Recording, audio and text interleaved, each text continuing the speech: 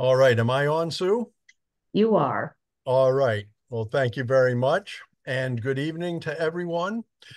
Westminster is honored and pleased to welcome our three panelists this evening, Iman, Elena, and Noe.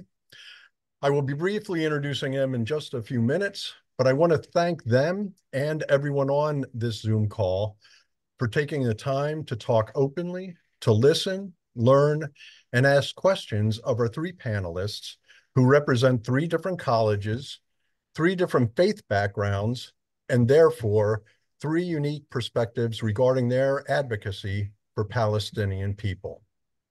Tonight, we will learn a little bit about our panelists and hear about campus movements, both before and after the October 7th attack by Hamas. In that attack, 1,200 Israelis were killed and 250 taken hostage. Israel then brutally retaliated against Hamas and the people of Gaza, where more than 40,000 Gazans have been killed and virtually the entire 2.1 million population have been displaced from their homes. They lack access to food, water, medical facilities, education, and sanitary conditions. With that stark context, I want to now turn it over to our panelists and learn from them why Palestine is such a critical issue on college campuses. So, panelists, if you can each tell us how you got involved with Palestine advocacy, what happened on your campuses, what were your goals, what were some of the reactions from students, the media, the administration, and police, and finally, what were some of the outcomes and successes and or setbacks? So I'd like to now introduce our first panelist, Noe Kaplan. Noe is a student organizer at Swarthmore College. He has been a leader of the Jewish Voice for Peace, or JVP, at Swarthmore since his freshman year and is dedicated to collective liberation, a free Palestine, and Judaism beyond Zionism. This past academic year, Noe was among student leaders who launched a 2-week-long sit-in during the fall semester and a 30-day encampment during the spring semester. They were calling for disclosure of the college endowment and divestment from apartheid. Going into his senior year, Noe is looking to continue strengthening the divestment campaign and organizing with JVP. So with that, will you take it away, Noe? Yes, thank you very much for that introduction. So just initially, I hope to start my little talk here by explaining why I care about Palestine and why hopefully all of you care or should care. And then I'll move into kind of the campus context at Swarthmore College.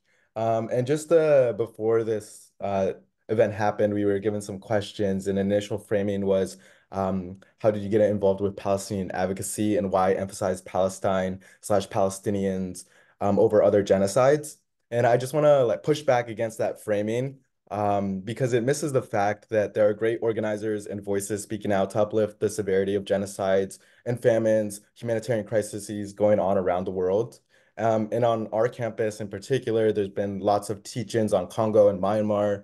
And in fact, Palestinian advocacy has led to an increase in solidarity with these other atrocities that are occurring. So yeah, to say Palestine over other genocides undermines the gravity of genocide. 6 million are dead in Congo, 14,000 in the recent fighting in Sudan with 8 million refugees. So it's Palestine and other genocides. However, mainstream media and political interests aren't served by actually talking about these genocides, let alone bring them up in any meaningful way, one that centers action to end the atrocities, because Western powers benefit off of the exploitation caused through these atrocities, such as resource extraction in the Congo, for instance, for minerals. But Palestine has been demanded to be heard because of the organizing efforts that have been so long-standing due to the decades of ethnic cleansing and apartheid that Israel has imposed. against Palestinians in Gaza and the West Bank, all of which has laid the groundwork, in fact, for this current round of genocide where our voices are established and demanding to be heard. So, and like we should all care about Palestine regardless, because we all have stake. Billions of our tax dollars are sent every year arming Israel, and we are continuously told the lie that our government is supporting a democracy. And so you might hear language from like pro-Palestinian advocates about Israel being a settler colonial project. And what is meant by that is that colonial being like an extension of the Western powers and settling being conducted via the movement of Jews from the West historically during the founding of Israel to settle there. And even the founding fathers of political Zionism, Theodor Herzl, wrote, quote, "To defend Europe from Asia, we will build there a wall, an outpost of culture against barbarism." And what he's saying is that the Jews are essentially acting as European surrogates. They're bringing enlightenment to the barbarian, the Arabs, the Palestinians of that land. So as well, iconic militaristic terrorist Zev Jabotinsky wrote in his seminal piece, The Iron Wall, that, quote, "voluntary agreement is out of the question. Zionist colonization, even the most restricted, must be either terminated or carried out in defiance of the will of the native population." And that means we see this language openly Zionist back in the day, knew that it was a quote Zionist colonization, a colonial project, and they're saying that we can't just go and ask, please sell us some land, or if this land is free, we'll take some of that and some here, have some allotments. Jabotinsky was advocating for total control of historic Palestine for Jews. And like he said, in defiance of the native population, meaning Palestinians. And this culminated in the Nakba of 1948, which led to the expulsion of over 800,000 Palestinians. So even from the beginning founding of Israel, we see this lie that it was not, in fact, democratically created, and is, in fact, an extension of highly political means. In no way is it connected to Judaism, the project of Zionism. And so just as a Jew, I want to impart that Judaism is millennia of years old, and Zionism is only 150 years old. It in no way encompasses the varieties of Jewish thought and culture from Spain, the Middle East, Europe. All of that is vastly different. And so when you hear criticism of Israel, of Zionism, it is not anti-Semitism. And so now I want to turn a little bit to what happened on our campus. Prior to October 7th, we've had a long history of SJP, Students for Justice in Palestine, and Jewish Voice for Peace, doing campaigns for, in alignment with BDS, boycott, divestment, and sanctions, to apply economic pressure against the state of Israel to end its apartheid and ongoing atrocities against Palestinians. This looked like a Sabra hummus campaign where we wanted the dining institute like halls to boycott that and not shelve that product anymore. And this was kind of like a campaign that went back and forth. We got them removed. And then a few months later, they would bring back that hummus and stuff like that. So it was never a complete victory. We also had passed a BDS resolution by our student government in 2019, but the Board of Managers and the administration of the school didn't accept that. So the student base has always been very in support for justice, but our administration has not. After October 7th, we really ramped up our divestment campaign in the wake of course, the killing done by the Israeli forces. So as was mentioned earlier, we had a 2-week long sit-in at the end of the winter semester. And in this, we learned kind of a bit more about how administrations, not only at our school, but at other institutions, try and placate students. They offered us a committee to look into divestment and the like. However, we have no financial transparency. And so being students on a committee with no actual power to enact change, with only recommending power, it's just another form of bureaucracy when we understand that the board of managers has power to divest in a matter of months if they chose. And so this was really a form where we didn't have trust that the administration would move forward in any meaningful way, especially since they had also dropped disciplinary warnings against students. And so again, you can't participate in equal footing on any form of committee, one that we didn't ask for if, again, you are under threat. So in that winter semester, as it came to a close, we'd been given this promise of a committee. The administration didn't follow up on that in the spring. So we continued on with holding rallies and vigils, and it culminated in an encampment, like I said, that lasted for 30 days, following right on the wake of Columbia's encampment. And because of our experience in the previous semester, we held our encampment for 30 days, one of the longest in the greater Philly area, because we knew administration was not going to be easily pressured to create change. So we had to really stay out there for as long as we could to demand as much change as we could get. We had news media come in, we held events, educational teach-ins led by students, interfaith events, as well as, a Passover Seder during the encampment, and also in the winter, Hanukkah was occurring during that time. So JVP had a Hanukkah lightings at the sit-in.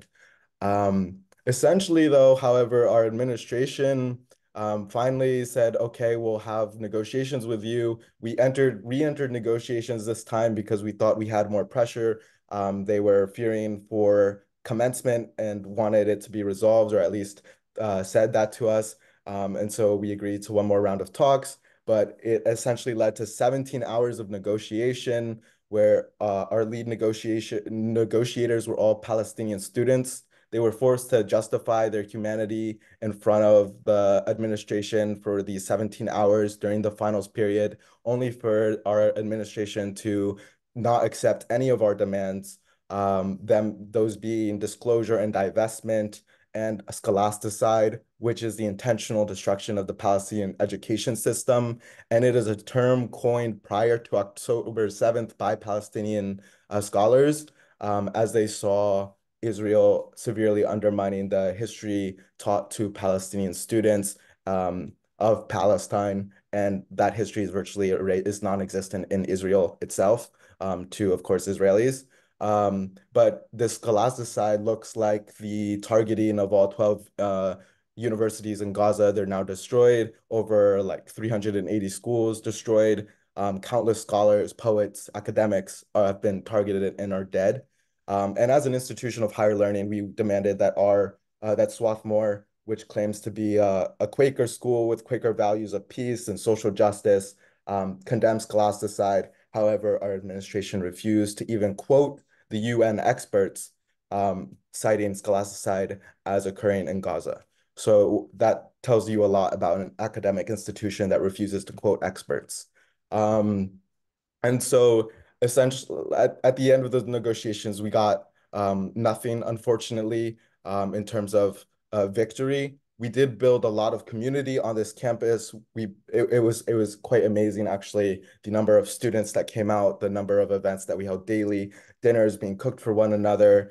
We had many like Palestinians, those even held in Israeli detention centers, having faced torture. They came to our campus and shared their stories. So we really built up community and what it meant to be fighting for the liberation of Palestine.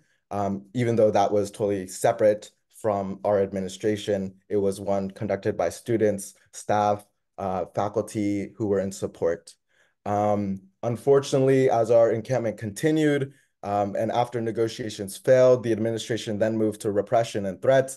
They said that you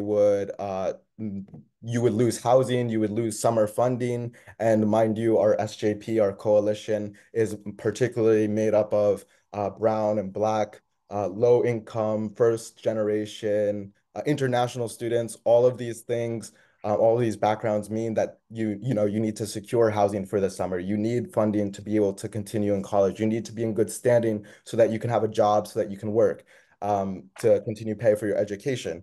So the school is weaponizing the vulnerability of students, protesters, to end our encampment. And of course, we wanted to keep our coalition safe, our students safe. So we did ultimately end on account of these threats. However, even that was not like enough for administration to be satisfied. They have hired an outside investigating team, and they dropped 25 disciplinary cases against student leaders. And this is like one of the highest proportions in the country for like students being disciplined comparable to the size of our student body. We're a relatively small liberal arts college. And so, yeah, currently we're fighting that. Just now, as I got back onto campus, the administration has updated the code of conduct, and they've made it virtually impossible for students to protest. They've included things like you can't even bang pots and pans. They've done interim suspensions. The last time that they sent warnings, they were like not in the student code of conduct. So it's kind of like a new thing, but now they've written that in. So it's all very established. And this is, yes, to target and silence the movement. And like I said, we are just like shocked by the involvement of outside legal experts to, on the behalf of the school to investigate students.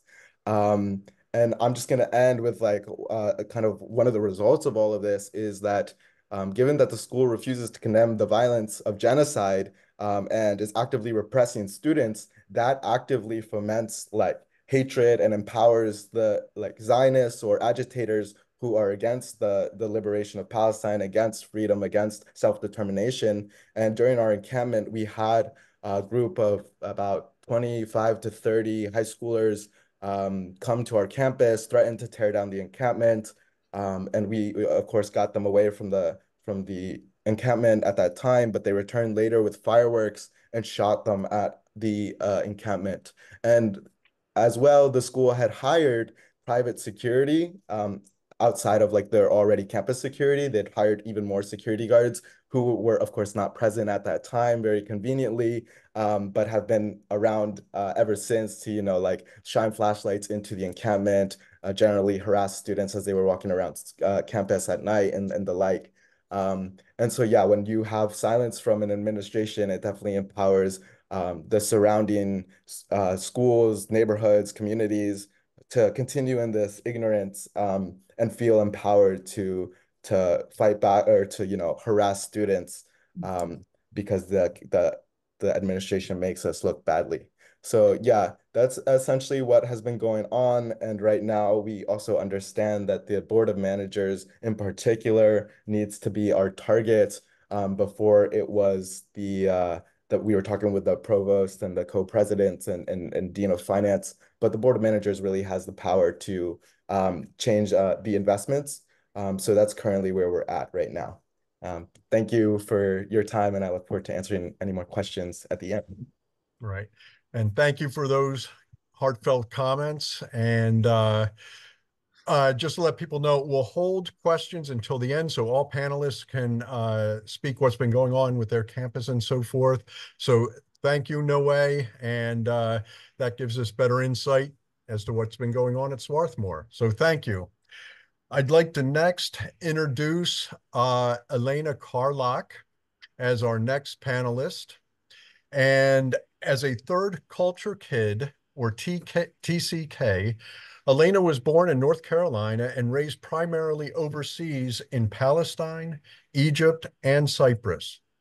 Now in the Chicago suburbs, she attends Wheaton College and is currently pursuing her BA in English Literature and French with a Human Needs and Global Resources certificate.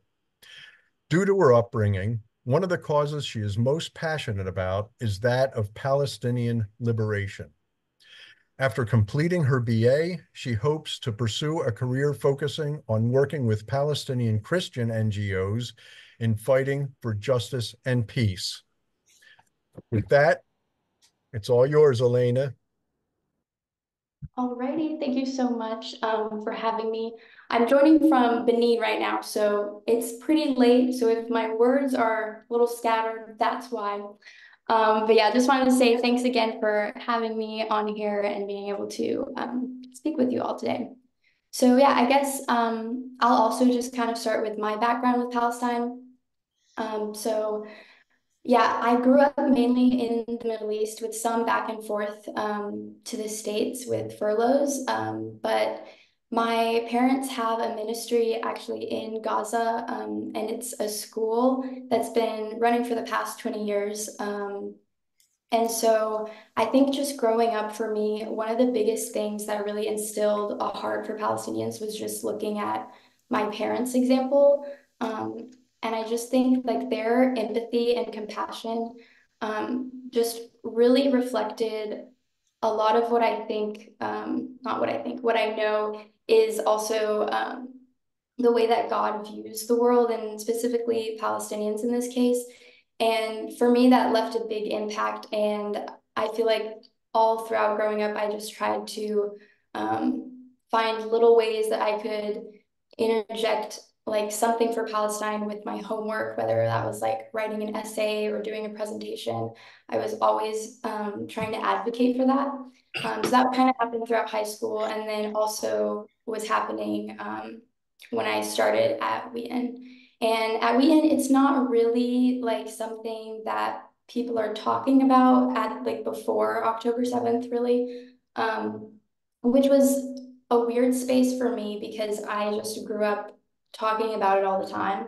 But then when October 7th happened, it was just like it was a whole whirlwind of emotions and different things going on campus. And it started off like 3 days after they had an Israeli occupation force soldier come and actually, no, I think it was over Zoom. I wasn't able to attend it. But he came and gave what they called a war briefing, which I emailed them about, but I didn't hear a response back from them about that. Um, and then a few days after that, some students organized a prayer meeting.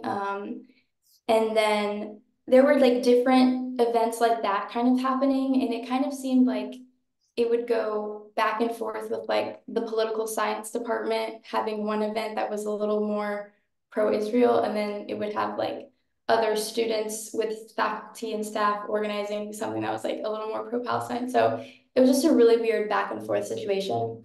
Um, but then during the spring semester, there was actually a group of faculty and staff and students that got together and we would meet every Thursday. And it was kind of just like a really great space for solidarity and community. And we would read different Palestinian poets or different prayers. It was just like a really nice space to come together. And then the same semester, there was a group that started coming together, and we were going to initially partner with the chaplain's office. And so we had one meeting with our chaplain, and it went really well. I was honestly genuinely surprised because with Wheaton just being a very evangelical school, they don't really tend to get involved in a lot of social justice things, but even then, I feel like we're still on more of the liberal side of evangelical colleges, which is ironic, but it's just a whole thing. But yeah, so we had met with the chaplain, and he seemed to be really supportive of different ideas for what we were thinking about doing and raising awareness for Palestine. But then after that, um, this was around Holy Week. So this was like, I guess, end of March. And I had some people in the Human Needs and Global Resource Office that are really dear staff and faculty to me. And they had approached me and said, oh, like Mennonite Action is doing this shoe memorial in Chicago this weekend. What if we tried to do something similar on campus? Because it's a really accessible thing to just get a lot of shoes together to represent lives that have been killed and to put that as a very like in your face memorial display, so that you can't, you know, just walk past that and not like come face to that, like face to face with that. Um, and so I had gotten in contact with the chaplain about that because he had been seemingly supportive in the past. And I just received a response that I was really disappointed with, and it kind of just felt like this is what I was expecting all along from the initial meeting. And I don't want to say this in a way that's like I hate my chaplain's office and I don't like any of these people, obviously, because I have a lot of respect for we in staff and faculty, but there are problems, and I don't have a problem with pointing that out when there are injustices on our campus. And I think that's what students, I think that's our responsibility as well.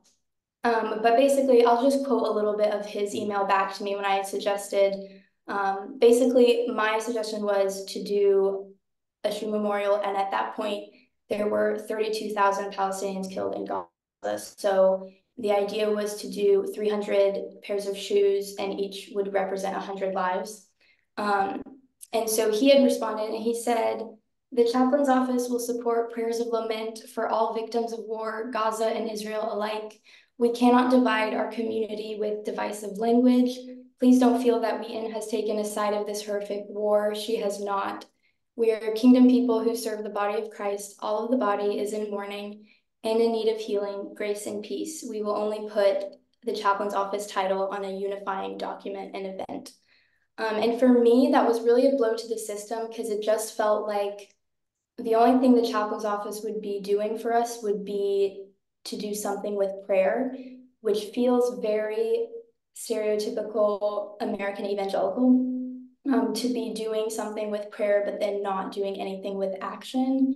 And that's what really disheartened me. And I honestly also felt just like disrespected too, because he also knew my background and other of the students' background that have very close ties to Gaza. And the fact that he wasn't willing to do that, it didn't rub me the right way. But I was like, that's fine, I have other avenues on campus, which is when me and some other students really like worked hard over the span of like, it was like Thursday to, or maybe it was just like the weekend to Monday, and then by Wednesday the memorial was up.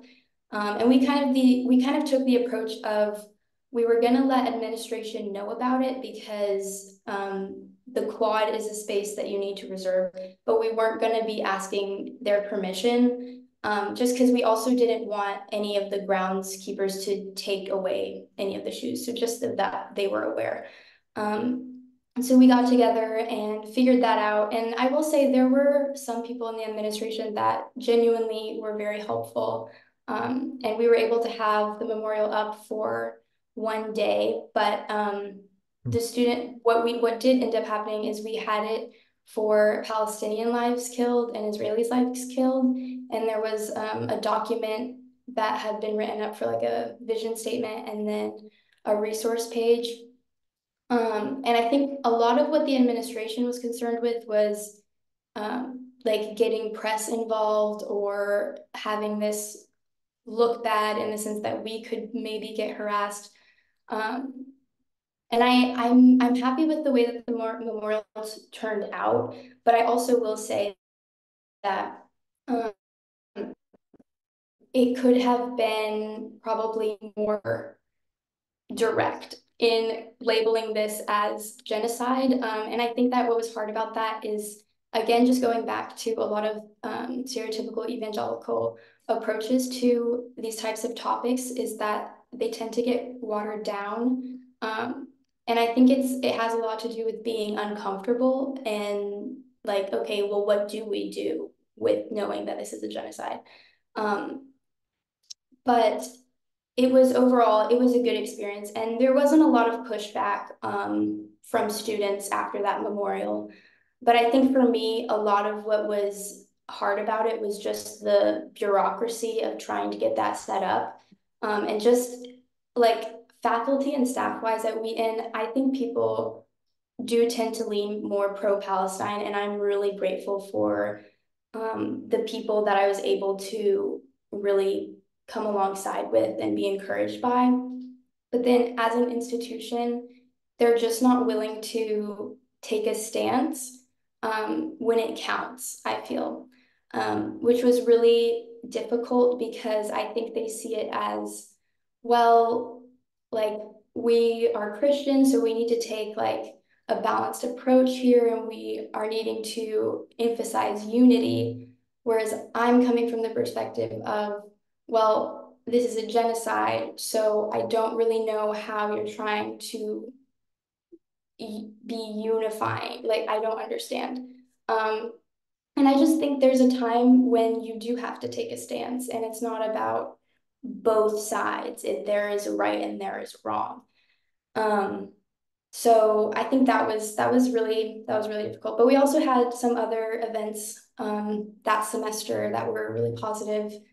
Um, and yeah, I think for me, another big thing about all of this, and something that like I try to encourage other Christians and just people in general when talking about Gaza is it's a quote from Mother Isaac, who's a Lutheran priest in Bethlehem, and he had said, I believe it was back in December, he had said, when you look in the mirror, you have to ask yourself, like, where were you when Gaza was going through genocide? And I think that is the most impacting statement because I truly think the approach to Gaza and this genocide really should be empathy and compassion. And empathy is actually, I think a lot of times in society, empathy is viewed as like something that's weak, but I think it's really powerful. And the thing is, it's powerful to be able to still be looking at this genocide almost a year later and still be horrified by every single death. We shouldn't be desensitized, even though that's very easy to be desensitized. Empathy is such a good tool, and it remains like it means that your humanity is still remaining in you. Um, and so, yeah, and I think also another thing is just I really love Desmond Tutu's quote about my humanity is bound up in yours. And that was something that would just like really just go over and over again in my mind throughout this past year, but definitely there were also ceasefire walks that I was a part of in the spring semester. And I think that quote just like really stuck with me that like I am privileged to be living in the States at this time, and well, not right now, but in general, be living in the States and not be experiencing this horror. But the fact that there are families and there are people my age and of all ages that are going through this, it means that they are also human and my humanity has to be bound up in theirs. Um, and so, yeah, I think moving forward specifically for Wheaton, it's a little difficult because I'm not currently on campus. So I can't really help with a lot of the organizing because I'll be gone until next spring. But there are still people that are interested in getting things started and we'll just see where it goes, but I'm really passionate about trying to start something on campus that's more official. I think it's hard though because with Wheaton, they tend to be a little more comfortable with um, how should I say, more conservative or Republican political clubs than things that might topics that might be more progressive. And so that's its own hurdle with like trying to charter a club. But we will see what happens. So yeah.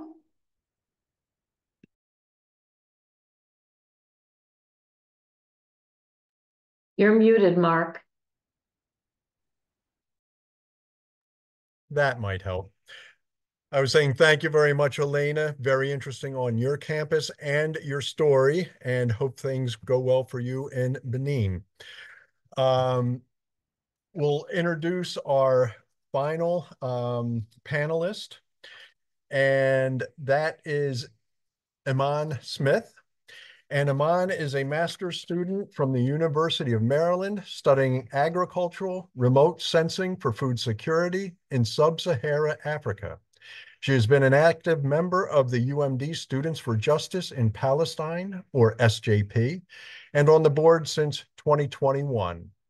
Last year, she served as SJP vice president and saw firsthand the hurdles many university SJPs faced in order to educate their fellow students about the ongoing genocide in Gaza. So with that, welcome, Iman. Hello. Thank you for having me. Yeah, so I'm Iman, and like Mark said, I'm a master's student at the University of Maryland, and I've been a part of SJP for 3 years now, and been on the board for 3 years as well. And I just being a part of SJP in 2021 is something very different than now because I was just vice president last year, and the amount of people that we got to come out to our events and our clubs was amazing. And I remember when I was first attending SJP meetings, it would be like maybe a couple of us in a kind of dusty basement of an old building, and people wouldn't really want to publicize our club meetings or anything because I don't know if everyone is aware of University of Maryland's College Park's history, but it is a very heavily military funded university. It's actually it's funded by the two biggest defense contractors in the world, Lockheed Martin and Northrop Grumman. And actually, those two have donated in research funds and just donated to UMD about $46 million from 2010 to 2023. So UMD it's not the best place for free speech and SJP protesters. And of course, they can't afford a bunch of people protesting against their donors, which we do a lot. And and I don't know if you knew, but like Lockheed Martin is the world's in 2022 the world's largest arms producing company, and so they're and then Northrop Grumman is third, but they are responsible for so many human rights violations all around the world, in the Philippines and everywhere, and obviously in Gaza. So UMD is, yeah, definitely has made it hard for SJP to thrive, but I think this year was very telling because I think people are just sick and tired of being silent about this issue, and I also think that people are sick and tired of kind of like being uneducated about this issue and just like not knowing what's going on. So we had a lot of new people, which was great. So this year we tried to pass divestment, which is a part of like BDS, boycott, divest, divestment sanctions. So Israel actually, so Maryland actually, since 1996, has exported about $1.9 billion to Israel. And so Israel is like Maryland's like 40th, I think, or somewhere around there, like export uh, trade partner. And so so we had to go up against a lot of that. And while we were trying to pass our divestment bill, and so we created this bill to pretty much call on the university to be transparent about its investment processes, because they have something that's called the UMD's like endowment is controlled by this foundation. It's like the University System of Maryland Foundation, where it's pretty much like you don't have to be transparent and like who's donating to you, who you're donating to, stuff like that. So we called for there to be transparency and also for faculty and students to be a part of the decision making as well. So, and then of course, to divest from these unethical companies that are literally profiting off of genocide, human rights violations, all of that, all around the world. So, of course, that was kind of flopped.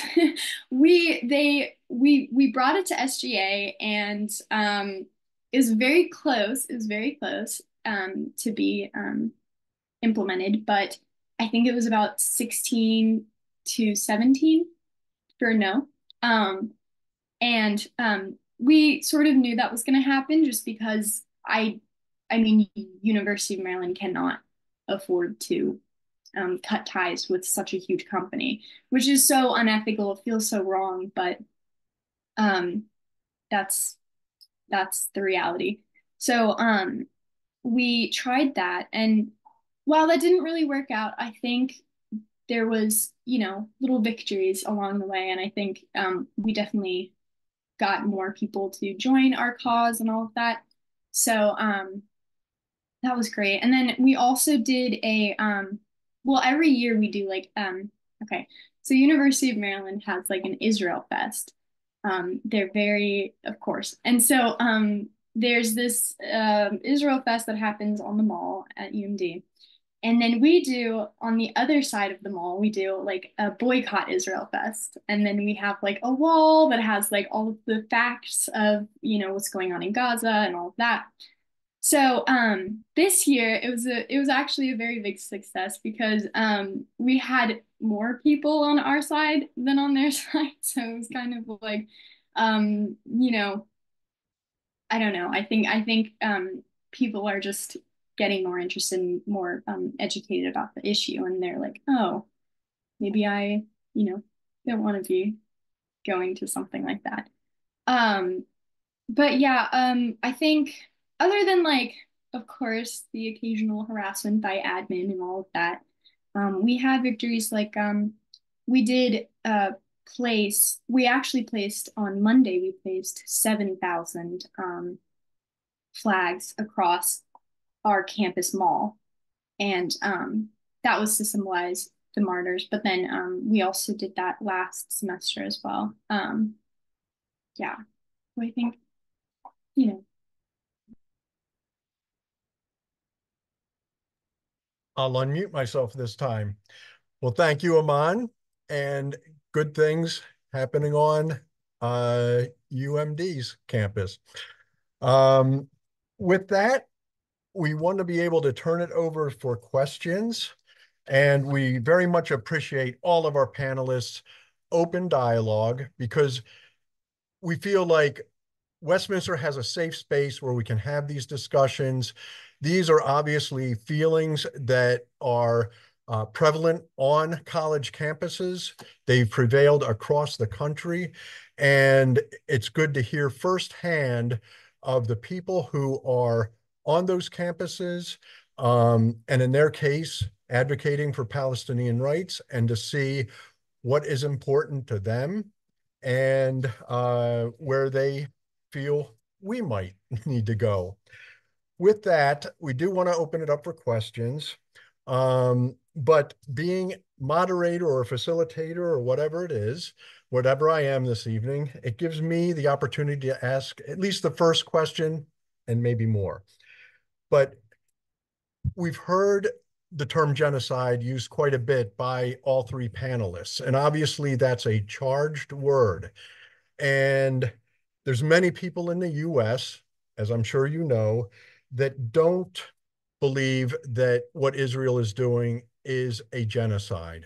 Our own government does not recognize it as a genocide. Religious institutions and organizations don't necessarily recognize that. My question to all panelists, and I think we know where you stand based on comments you've made, but where do you get the basis for making that determination that you feel strongly that it is, in fact, a genocide going on? So anybody can, answer as they see fit. Yeah, certainly. I mean, when I see Israeli generals and cabinet members talking about eradicating Gaza, now talking about displacing forced displacement in the West Bank to like of terrorist threats, and actively going into the West Bank and raiding there just recently and ongoing right now. Like to me, that's very clear that this is a project of ethnic cleansing. Again, I began by talking about the Nakba. And this is a continuation of that catastrophe to this day. like the deadliest war for journalists in all of human history. And this is a democracy, supposedly. So certainly the facts on the ground targeting hospitals, bombing all hospitals in Gaza so that the death toll can't even be reported. That's insane to me. And that is clear signs of genocide, let alone just the words of the Israeli cabinet members themselves. Thank you. Iman? I also think that just when you look at the facts, like bombing indiscriminately and how children are being killed and targeted, and how this is like targeting people like women and children. And I just know, like, as a geographer, I use a lot of remote sensing, and I know the tools that go into geospatial intelligence. And I know that, like, and everyone knows that when you're pointing your missile at some place, you know exactly where that's going. You know exactly what you're doing.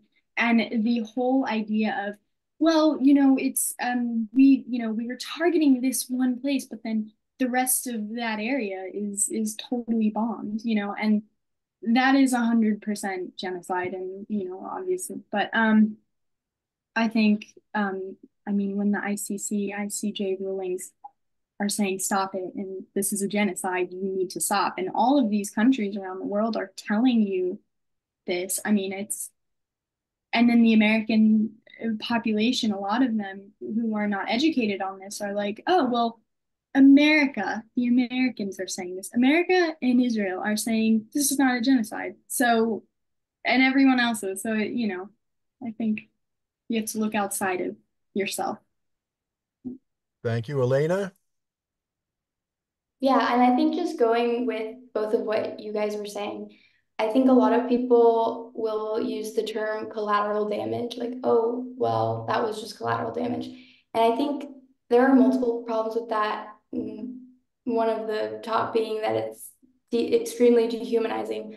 But then also the thing is that when you decide to bomb somewhere and they're claiming, okay, well, there are people that are in Hamas that are under this hospital or under this school, you're making a decision to bomb a place that is full of children and women and men. And that is a decision that you're making. And the thing is that I have a hard time believing that if the same were the case in somewhere like Tel Aviv and the hospital or the school was full of Israelis, I don't think they would make the same decision to entirely bomb it to the ground and have that much civilian death. And I think that is one of the biggest indicators as well. Thank you very much. I have a lot more questions that have been provided by email coming in from various places, but I want to open that up to our Zoom audience and let them ask their questions. So, Sue, can we, give the whole Zoom audience? I think Philip wanted to make a remark. He said he has to get going to another meeting. Okay, So great. Philip's still here. Thank you so much. I want to address all these wonderful students. I was in SDS back in the day when we were fighting against the Vietnam War. And first to Iman and Zoe, where you have typical universities in a lot of ways. When you have all this military contracting and all this loyalty to the military industrial complex, oftentimes there's a lot of corruption going on. There's a lot of people in the faculty as well as in the administration who have something to gain here. And oftentimes they're gaining because there's so much lack of transparency about it. There's something crooked going on. And we did that. We investigated the board of trustees at the University of Delaware and dug up all kinds of dirt in these guys. And we exposed all kinds of war, in an innocuous chemistry department, how they were doing research for the CIA and the use of LSD. And so I think you have to not just go after the administration for their complicity with genocide, because they don't care, but go after, make their lives uncomfortable by exposing the criminality on a more basic level. And for Elena, you're a very difficult situation. I worked for a long time with Reverend Bob Andrews, the late Reverend Andrews, who went to Wheaton and became a very, the radical minister. And he was a very, very ardent advocate for Palestinian rights and opposed Zionism for decades and paid a price for it. He was defrocked, he was fired from the university, all kinds of things happened, but he continued to battle on. But Hey, Philip, yes. We're going to have to bring it to a question. We got Oh, others. yeah. Okay. So what is your question? The question is, Elena, is there a chance for you to insert some liberation theology into your campus and have some discussions? Because the basic premise of liberation theology is for over 3,000 years, the Holy Land has been a crossroad of the empires. And that Christ came along, there's a reason why Christ was born in the middle of an empire. Is there a chance for you to use this as a way to kind of spread the gospel? Yes, I am a big fan of liberation theology. And thankfully, that's also true of a lot of our Bible and theology department faculty as well. And again, I think faculty on Wheaton's campus does such a great job with that, and they're really open. It tends to be students and more at the institutional level where Wheaton gets more, I would say just a little more Zionist. And so I think there's really a lot of power with our Wheaton professors in the theology department with advocating for liberation theology, and just even presenting it as an option, because I think there are a lot of people who grow up in really conservative churches who that's not even an idea or an option for a theological approach. And so I think just having that in the classroom has been really helpful. So there's definitely that on campus.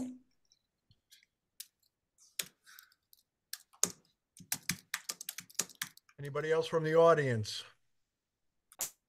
I'm counting on Carol and Sue to kind of scan.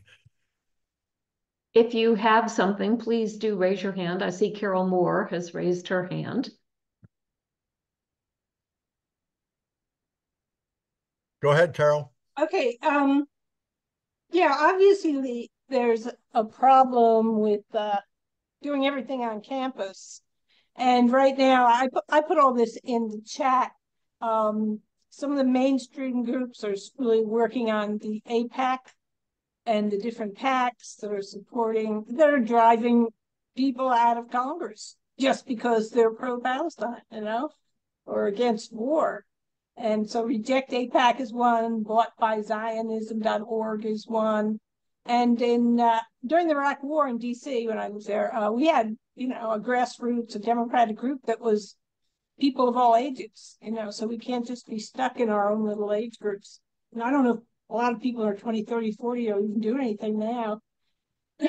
So just looking into those types of organizations and that strategy, because wherever your school is, there's definitely going to be some Congress people around. And there's probably going to be some PACs or community organizations that are really pushing. So is there thoughts about getting off campus to do things too?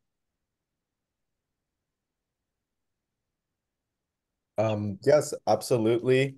One of the first things I did after October 7th, I met with Representative Mary Gay Scanlon, who is lives within my district, in the same neighborhood. Yeah, we went to her and had a meeting with her. And over this summer, I was on Capitol Hill with Jewish Voice for Peace Action, which is the political arm of JVP. And so we were lobbying for an arms embargo to our political representatives. I also hail from Connecticut prior to coming to college here, so I met with multiple representatives as well. I returned later and was actually arrested on the Hill for protesting at that time. So certainly, this is an intergenerational movement, and one that extends to off campus, both talking to representatives and then also taking to the streets and demanding better of them. Thank you.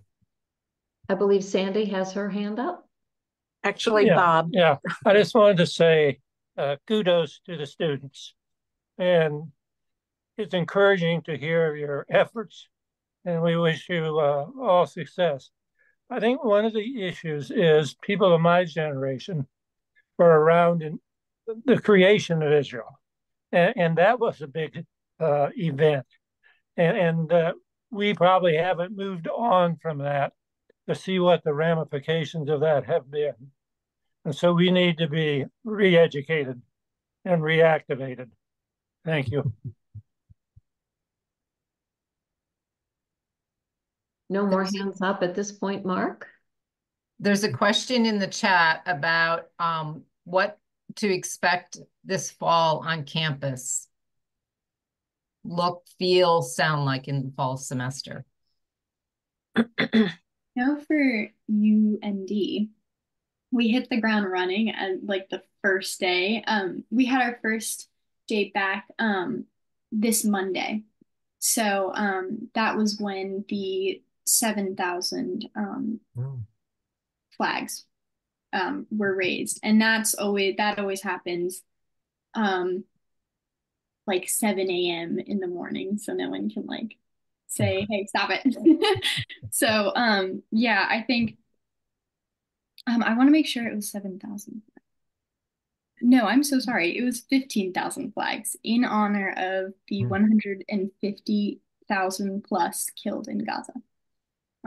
So it was huge. It was very big. And it was lovely. So to have that the first day, and especially for new students to come into campus and on the mall, like it's the focal point of our university, and just to see all of these white flags, and it was beautiful. So I think we're just,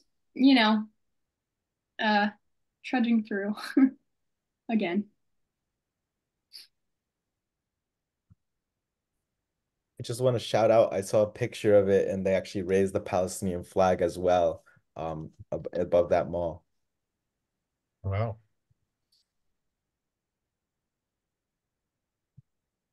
If we're waiting for another hand to raise up, like I said, I have a number of other questions, and I get the impression that you guys tend to get your information differently than a lot of us do. In other words, the mainstream media sources, the networks, and so forth. Could you comment on where you get your sources of information relative to Israel-Palestine? And these can be just quick answers and just let us know. I actually jotted this down before I came here in case you asked that question, because I think that's really important. And I think so personally, I always look at Middle East Eye because they have a lot of videos that are just raw clips of things going on in Gaza. Al Jazeera Breaking Points is a great one. Novara Media, Mondo Weiss, and Gray Zone. That's all. And others, but Thank you. I would also recommend Democracy Now! They're on video format or audio format. Find them on YouTube and other platforms as well. And if you just listen to their headlines, they normally lead with current events that are happening in Palestine. Yeah, and for me, Instagram is a big thing, but I think these platforms are also on Facebook. But Eye on Palestine is also a good one, again, with more like raw video clips. And then just, I always love to do Al Jazeera, whether that's articles or streaming. And then as a follow-up, how do you think that differs? What's the biggest difference between those sources that you see and the ones I just mentioned of main media like CNN, Fox, BBC?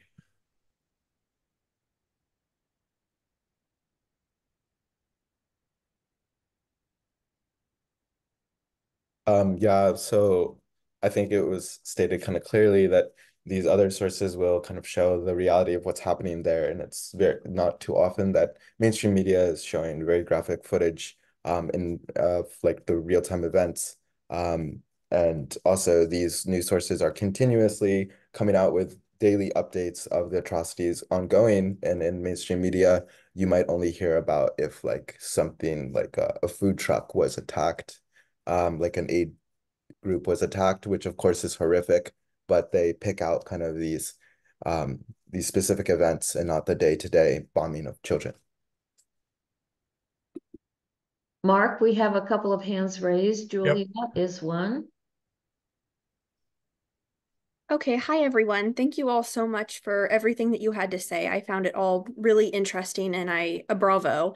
So I had a question for Elena in particular, which is, I had said this in the chat. As a Christian, I also imagine revolution and advocacy work as bringing heaven to earth. Talked earlier about liberation theology, so very much that.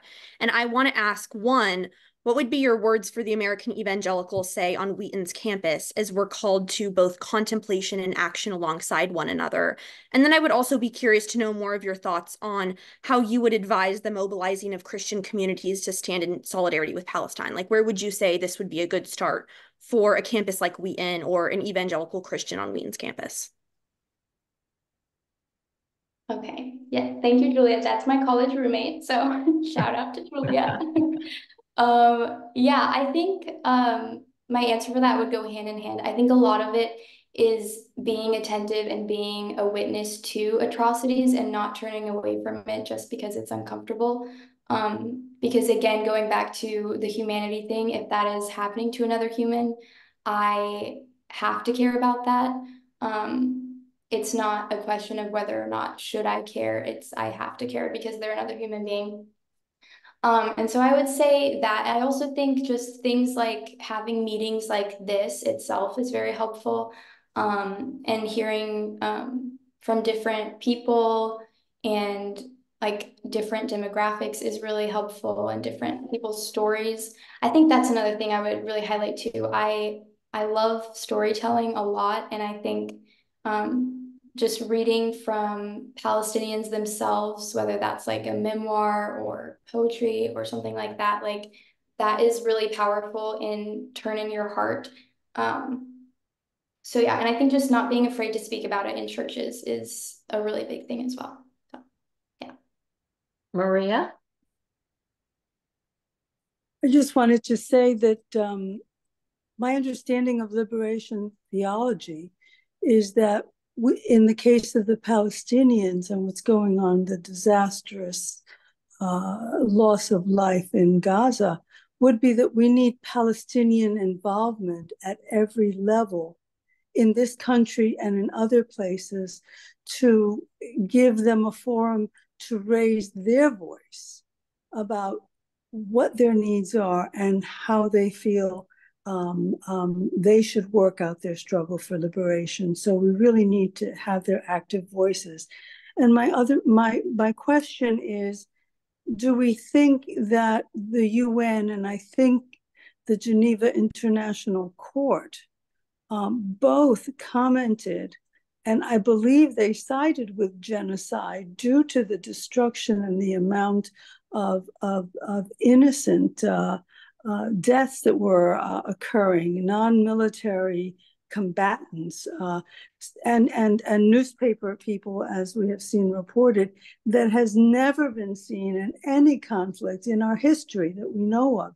So do we think that they're siding the UN and the Geneva International Court? Do you think that they're siding, I believe, with genocide? Does that give you any support or voice, and how can we continue to use their voices on an international basis?